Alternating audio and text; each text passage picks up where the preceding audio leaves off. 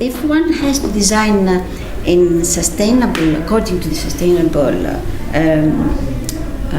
principles, one has to take into account the main characteristics of the area, which are the systems and the technologies being used, and also that these countries have limited high-tech industrial production. That's right. And so if one imports things, gadgets or whatever, right, coming from highly developed industries from abroad, then it is the result will not be very sustainable because of the high cost of production and buying these and transporting them, and also the need for repair and all the things, and the knowledge is so low.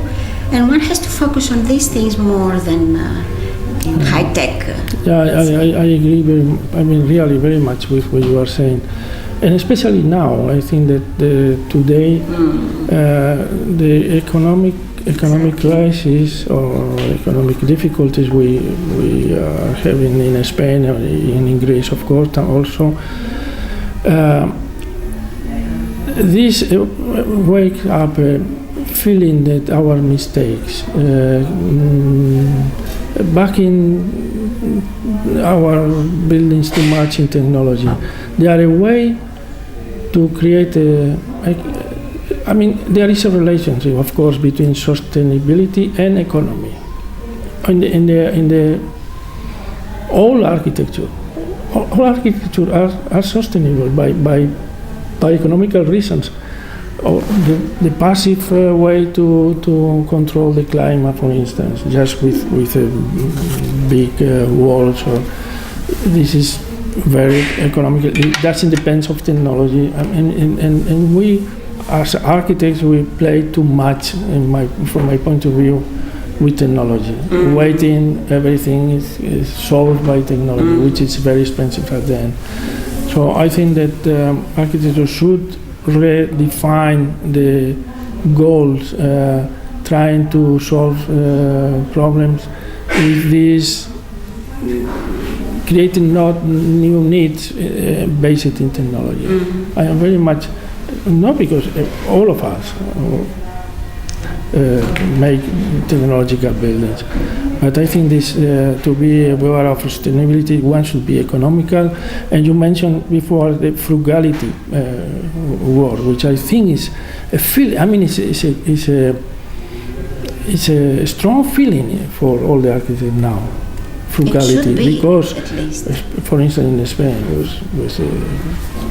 everybody was playing with devices, and we are now in a different, more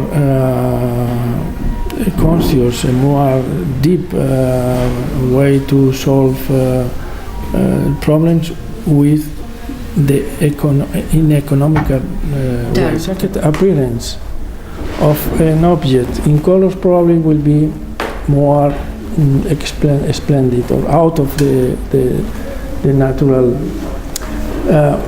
contingencies. It will be more absolute. Let's say when you see a timpani with the figures and the blue in the back or red, I don't know, depends on the in the light, will be like a face that has the makeup. It's more like a deity. It's more. It doesn't depend on circumstances. It's more absolute. Let's say it's more absolute. Exactly. And this probably will look from a distance, as you say, from the distance, will look very impressive. Yes, with and colors. They integrate. They become parts of a bigger scenery. Yes. And they are not.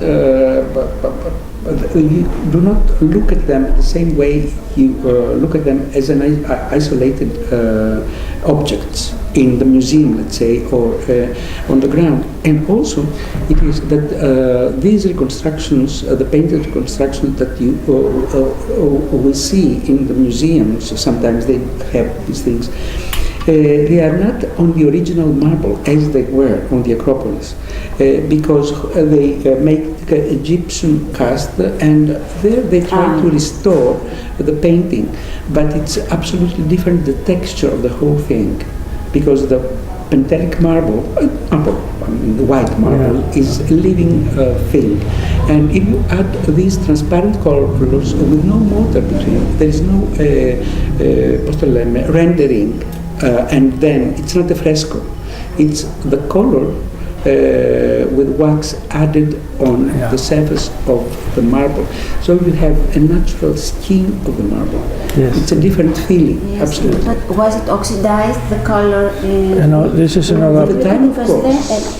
That is something that makes it blend with the landscape if it gets oxidized, and the colors among them blend in a better way. But imagine the colors today in the modern Athens, having this as a background, the quite modern city. With the modern city. But, you see, for instance, I think we are talking about these, these figures that are in the Glyptothek of Munich, from the Aegina. There is a small barrier with the ropes. It is the kneeling yes, that's archer. Yes, I have seen this. I thought a lot about that. How we looking. I think it's very beautiful, especially if you consider that the colors in nature are mixed very, and then suddenly appear pure colors, golds or reds, blues.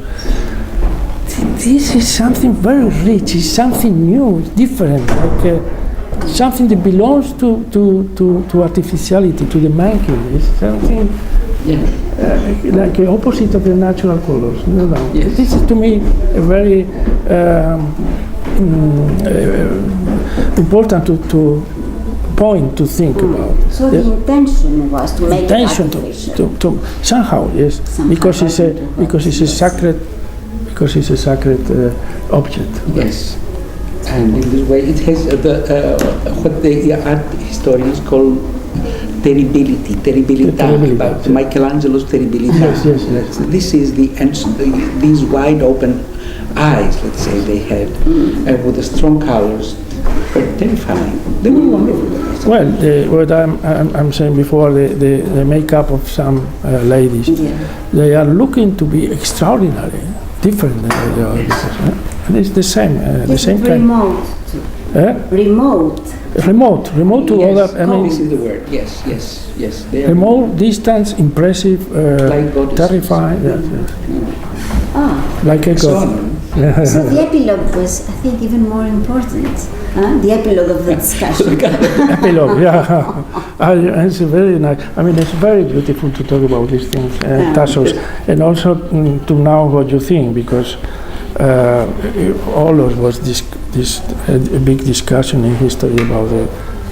For us, perhaps colors are not so luxurious because we have everything is in colors. But in the old times, probably color by itself or by themselves were very important, rich, means